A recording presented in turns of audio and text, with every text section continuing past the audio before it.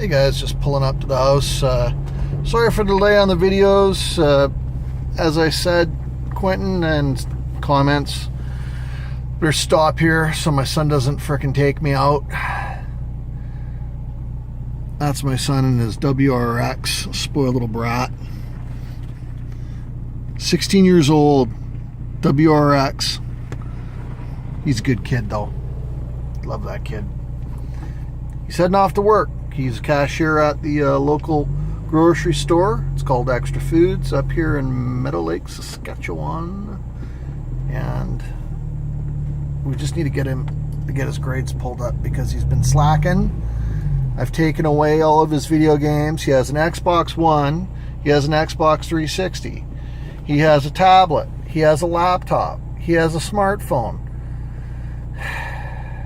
Yeah.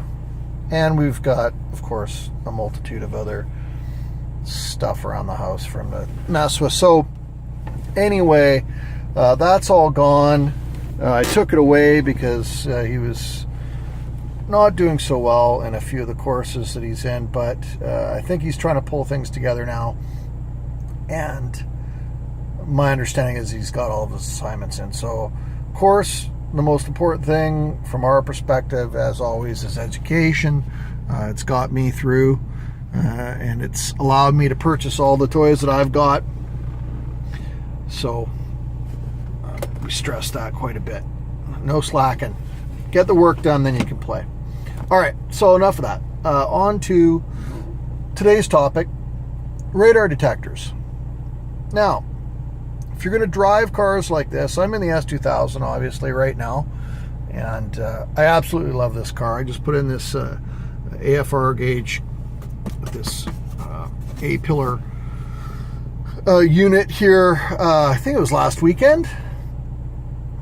And anyway, that's a nice addition. I'm getting an oil pressure temperature gauge to go here, and one day I might get a boost gauge to go maybe in here somewhere if I get a 3-pot, something like that. Very, very seriously considering taking the car down to LHT by St. Petersburg, Florida there. I can't remember what town they're actually in, and getting the Craftworks kit installed. Maybe next summer, I'm thinking. Maybe when Indy is in St. Petersburg, which was just a few weeks ago. That's the first, I think it was the first race of the season was St. Petersburg. Anyway, I'd like to combine it with that, or maybe Bike Week. As you can see, my bike, Quentin had been discussing that. It's actually an Aprilia. It's an Italian bike. It's got a V4 engine in it, 201 horsepower. Very cool machine, which is going in for its first service in Vancouver at International Motorsports this next month, when I tow it out there with this car, which is pretty cool. The hitch I got was from Delan, and it's a very nice hitch. It's very well made. It's, you almost don't even notice it on the car. I'll show it to you. What the hell? I don't know if I've shown you this before. So get in a little bit closer. You can see the exhaust system. There's the hitch. Not easy to see. Blends in very well. And this car, of course, tows the bike no problem. That's my trailer. Anyway, towing it out to BC. I gotta take care of our place out there, and got a bunch of stuff to do. Getting the bike serviced is one thing. I'm also getting a hitch put on a 2015 Mustang out there, and probably will be using that to trailer down to the World Superbike race at Mazda Laguna Seca Raceway in Monterey later in July with my son. So, back to the topic. Sorry for the digression there, guys. Radar detectors. This thing's the bomb. This is the Redline by Escort, and I did a lot of research on radar detectors before I purchased this radar detector. The reason I bought it was for its range. I don't need all the bells and whistles. I don't care about all the nonsense. All I care about is I want this to pick up the cops as far down the road as possible.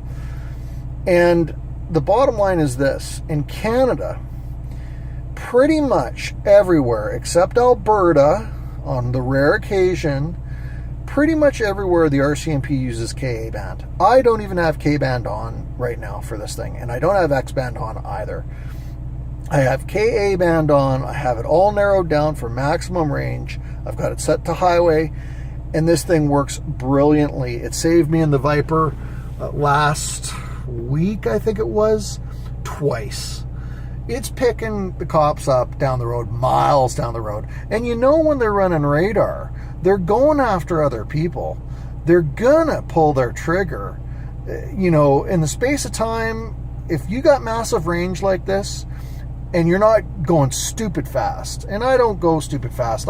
In the Viper, I like to cruise at the speed limit on the highway is on down there is 110 kilometers an hour, which is about 70. I like to cruise at about 125, maybe 130. So I usually won't cruise at over 20 over, so more than 20 over the speed limit.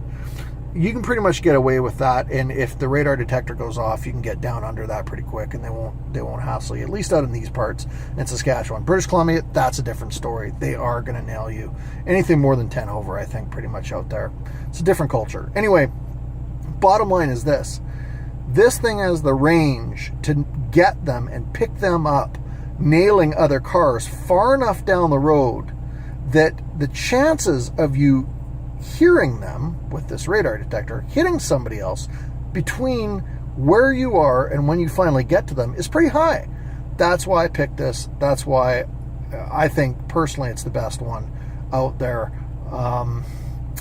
And again, if all I need to know is KA band, guess what? I never ever get false alerts on this, because guess what? The only thing that uses KA is the RCMP. So yeah, that's the one to have, at least in Canada as far as I'm concerned. And oh, by the way, it's stealthily. This thing's encased, so if you go east of Saskatchewan, where radar detectors are illegal, they won't be able to pick it up. Fortunately, radar detectors are legal in Saskatchewan, Alberta, and out in British Columbia, so I don't worry about that part. But the other side note that I want to talk about is installation. Now, as you'll note, I've got this frickin' Bush League setup going on here, all right? And this is ending. This is not going to be like this after this weekend. I've got the direct wire cord that I'm going to be wiring in, and the box is down there, and I'm going to bring it up under here and probably along the front here and right there. I might bring it up over the top under the headliner and mount it up in here. I haven't really decided yet. But anyway, this is hack, guys. I mean, I see people do this all the time, and take the time, buy the cord is $40 in Canada. It's probably 20 in the States. Take the time to wire it in properly, because this is Bush League. The one nice thing about this is if you're going to rent a car, great. You can take this thing with you. I take it with me everywhere, and I love having it. But here's the cool thing about the Viper, the Gen 5, and radar detectors, which you may or may not know. And I'll show you. The guys at SRT, I gotta tell you, they never cease to amaze me.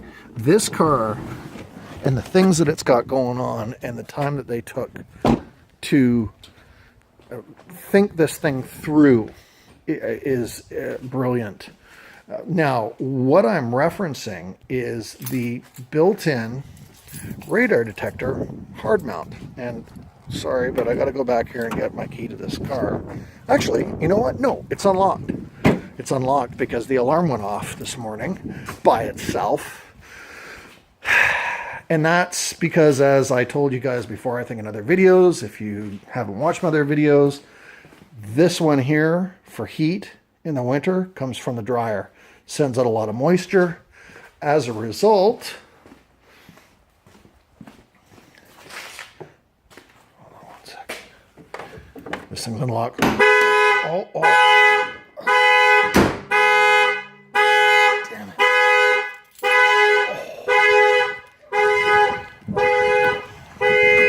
I unlocked it, and it's not.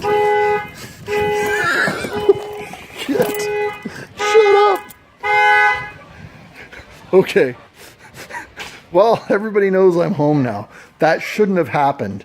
I unlocked this thing earlier today, And basically, see, this thing scares the crap out of me every time I pull the damn thing. Now, let's see if it does it again. Let's see. It shouldn't do this. Okay. Okay. Every time I open the hood on this car, it scares the crap out of me, because if you have it locked and you do that, that's what happened. I unlocked it at lunch hour when I was here because my wife told me it went off by itself this morning. And the reason, as I was trying to say, that was freaking classic, is that the sensor in here gets wet. I'm going to dry that out right now. And I'm going to take my heat gun from up there and just dry it out. There's sensors on either side. If you dry them out, they all work. But the part that I was going to tell you about is up in here, up in the, let me see if I can get this. This plastic part comes off, okay? When you buy the car, in the glove box, they've got a pigtail that you can wire right in here and direct wire your radar detector in. I mean, they thought of everything. Normally I keep obviously the red line right up here, but this plastic bit pops off. You simply wire in to it, and then I've got the mute over here. I've run it along, I think above the top in the headliner, down the side and out to here. But yeah, they thought of everything, so you don't have to splice anything or go find the fuse box or anything. It's right here, and you use the pigtail that should come with your owner's manual for it. Anyway, that's it, guys. I got to get in. My wife brought home A&W tonight for supper, which is nice, so I'm going to get some of that, and then I'm going to come back out here and dry these sensors out, because I unlocked this car. I know I did. I remember watching the lights flash, and that shouldn't have happened, but whatever. Oh, one last thing before I let you go. This is the Aprilia Quentin was talking about, and remember how I was saying in my other video that I'm going to do the tail tidy thing? Well, I did, and this is what it looks like. And so, I mean, that's a badass looking machine right there. I'm really looking forward to getting it back on the road. So, anyway, have a good one. Take care, and I'll try and make videos more often if I can. But as I said before, taking care of the folks right now. One of them's in the hospital, and they're assessing them for long-term care, and the other's here at home. So, life's pretty busy. But anyway, cheers.